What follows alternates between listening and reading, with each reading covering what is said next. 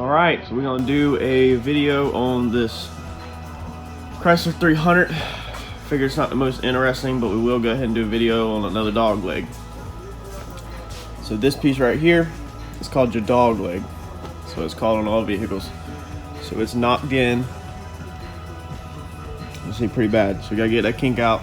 Door's messed all up. Got to change the door out. I can't even get it open this morning.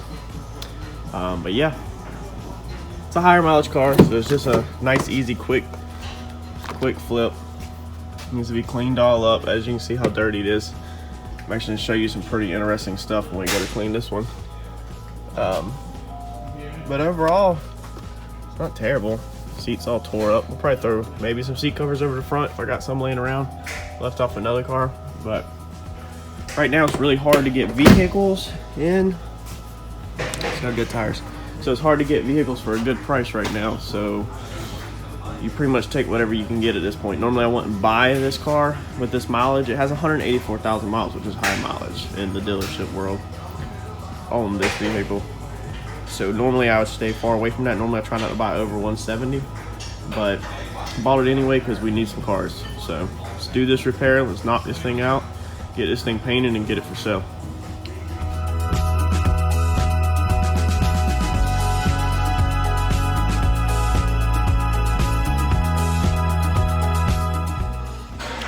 So we are in the door jamb of the damaged door.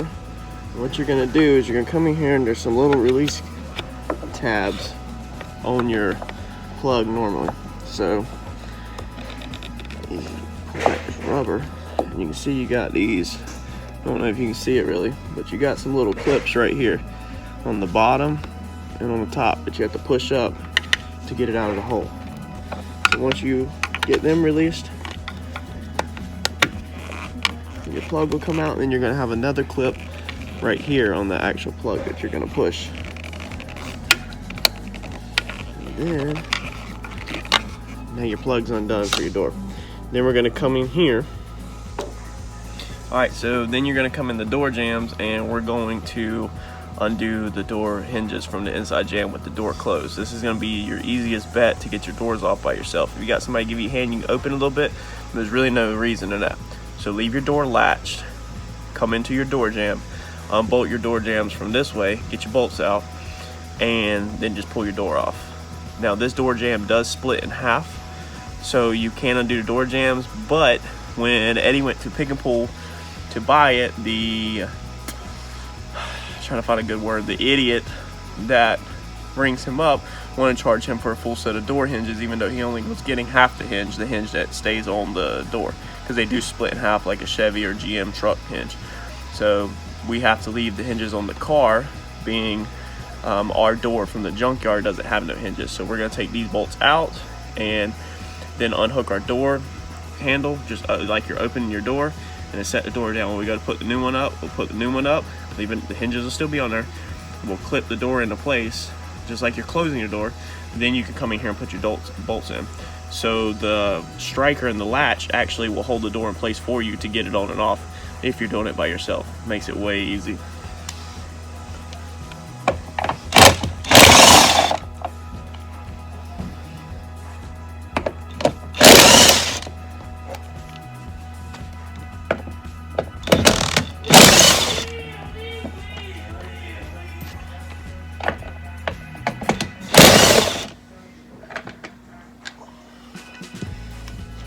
And it also has, see right here, this is actually a stud. So each hinge has a bolt and then it has a nut.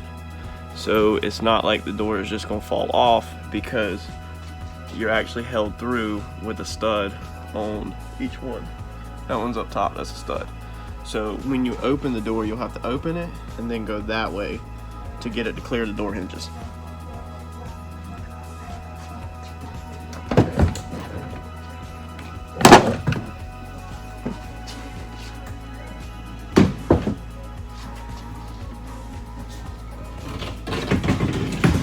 Alright, so now we're going to get in here and get to the fun stuff, which is all of this kink. And as you can see, it's not the easiest, and it's not like it's some little dent. We're going to pull this out. So what we're going to do is get the wheel off and then get all this hooked up to make this pull.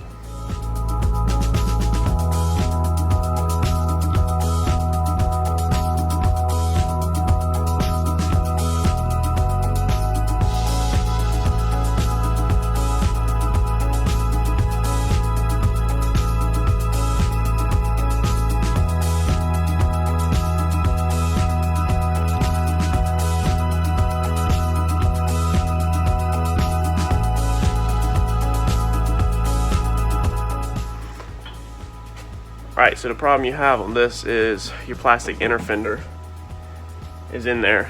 Normally an inner fender is pretty easy to come out, but the problem is that being this is crushed in, it's actually pinched the inner fender in it, and it's making it a pain in the butt to come out. So that's what I'm currently fighting with, trying to get the inner fender out. When these cars get in a wreck, taking them apart, sometimes it's not always the easiest, and sometimes it makes it way harder.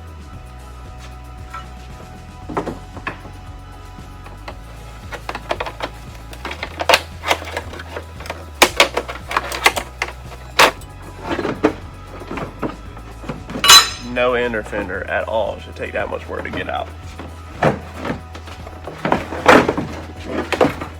But as you can see when we get it out, that it's pretty creased in right here, and it was squished in there, and that's what makes it way harder.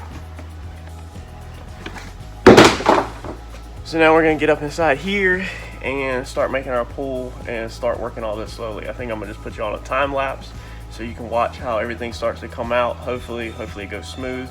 Probably gonna have to weld some plates on it again like we did on the Frontier job, but we're gonna start working it out.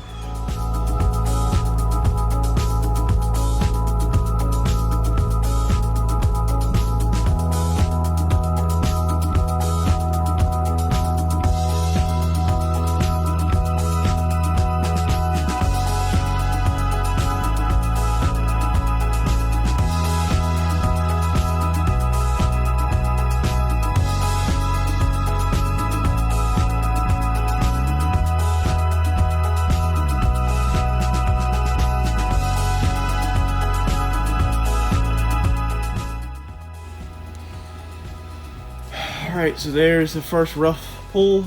See our door jamb gaps, not that bad. This one looks bad from this angle because it's not in. So what it is this edge is actually rolled down. That's why it looks bad. You can weld a plate on here and pull this out to get its edge closed in, but you're only talking maybe an eighth, if that, probably not even an eighth. On a car like this, higher miles, cheap car, I'm not gonna mess with welding a plate more time. We're gonna just get this all dollied, hammered out where it's even with this, and then we're going to roll with filler right over top of this. You can't, the name of the game to make money on stuff like this is you can't waste a bunch of time on certain cars. If this was a newer car, then maybe spend some more time on it. Even Nissan Frontier, we welded plates and spent some time getting it right. It's going to be priced higher. So let's say the Frontier is going to be listed for, this is not it, let's say it's going to be listed for $8,000. This one might be listed for $2,500. See the difference? You can't sit there and do the same thing that you did for the $8,000 vehicle for the $2,500 vehicle. You can't do it. Not pulling this where it's 100% perfect is not going to affect nobody at all. Before you have any issues out of any possible filler that anybody could claim that's going to have issues, this car will probably be dead. So just because of the mileage and the age. So fix your cars accordingly. Don't get crazy.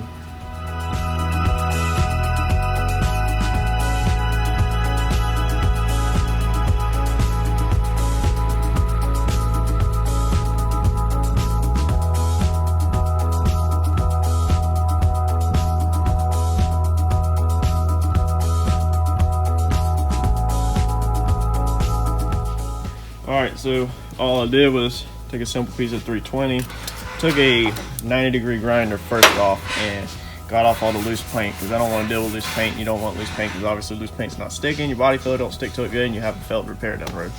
So just went through here and scuffed all this up, sanded all this up, so when we sling this body filler here in a minute, everything will stick to it. And with this one, it actually has a lot more work. We got 1 body line, 2 body line, 3 body lines to get back. So this one's gonna take a little bit of work. But the good news on this repair is all I have to deal with is this little dog leg. So that's nice that I don't have to do anything else on the rest of the vehicle. So let's go mix up some filler and we'll roll from there.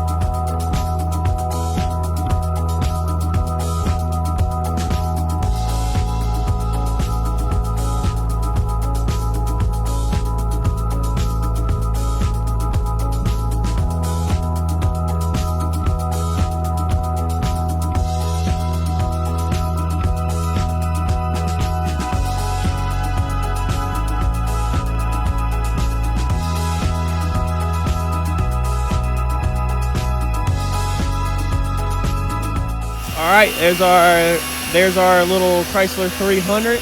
Eddie's went ahead and knocked out the cleaning process on it, so we can get a jump on everything. He's got it all, door jambs cleaned out, door panels cleaned up. So I wasn't here to get a video of how we do that, but you can tell how freaking clean they are. Jambs all done, threw some hubcaps on it. He got it put in primer.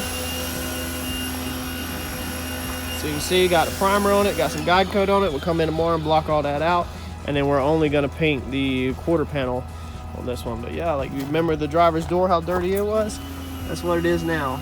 So she's nice and clean. She's still wore out, got some defects right here. But, you know, 180 some thousand miles, she cleaned up pretty good. He's got to do the interior, got to vacuum the seats, vacuum the carpet, wipe everything down on the inside. All he focused on earlier was getting out the door panels and cleaning up some jams and getting the hubcaps on it. All right, it's Monday morning. We are going to wrap up the paint on this Chrysler this morning. Boy, if y'all seen the update on the comment video with installing the TKM Coyote, man, I have played pure T hell this morning trying to get that thing to update. I meant to upload, dude. So it's definitely been a learning curve. Anyway, let's hop into this. So on the Chrysler, we've wet sanded the headlights. You know, we went over this in another video. We're gonna shoot clear on them, make them brand new. That's what they look like now. They're all scuffed up. They were like milky, hazy looking like crap. So we got our door. So we're doing some pretty quick stuff on this car because, like I said, it's a high mileage car, 180 some thousand miles. I'm not trying to do no high-end job on this car, just trying to make it look good and give somebody a good, dependable car on a budget. So what we've done is we've done our repair. We already went over all of that in the video. You've seen this in the start of this video of how to repair that dog leg. Everything's been scuffed out, and we've scuffed the whole quarter panel and the whole piece up here. See, this is the reason why in the other video I melted it in the Frontier, because I didn't feel like going up here. On a car like this, I'm not worried about it. We just went ahead and scuffed it, but you have to go all the way to the front because there is no braking points in there. So your nearest braking point right there. That's where the panel stops. It's all one panel. A lot of people don't realize that. So inside the door jamb, Ed's just got some paper thrown in here. We're actually just leaving this one open on this video, this project, because I don't intend to come in here with a high PSI. I come in here, lower my gun PSI way down, dust this out lightly, dust in a little bit of clear, you know, rock and roll with the quarter. So doing this one a little different than your traditional back tape and all that, because all I literally need to do is just paint from in here to here and just kind of fuzz it out, not trying to make it smooth like the Frontier. So I don't know what I'm going to ask for this car, but I'm sure the Frontier price will probably be 3 times what this is. So I do different levels of work depending on, you know, the level of car. So, but yeah, let's rock and roll, get this thing sprayed out. It's going to mix some paint.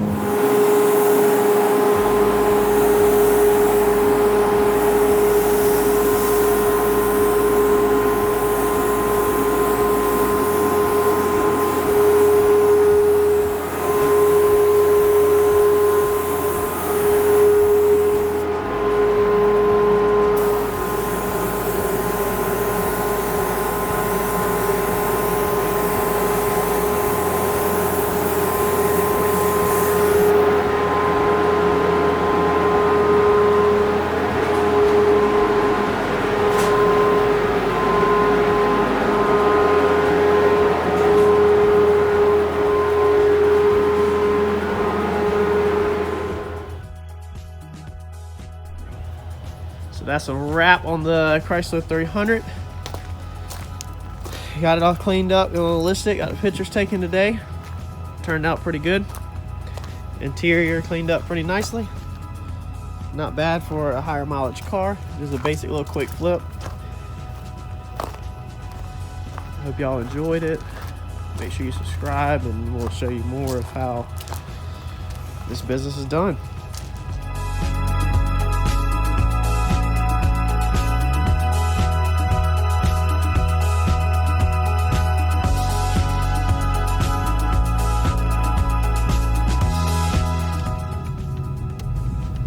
So all I'm doing at the moment is trying to find a spot that I like to snag some pictures. So we are actually going to turn around and I'm going to throw this thing sideways in the middle of the road up here and snag some pictures real quick of it. I just like to find a nice looking backdrop that I like and use it to grab photographs with. So let's get these pictures done and get this thing listed for sale.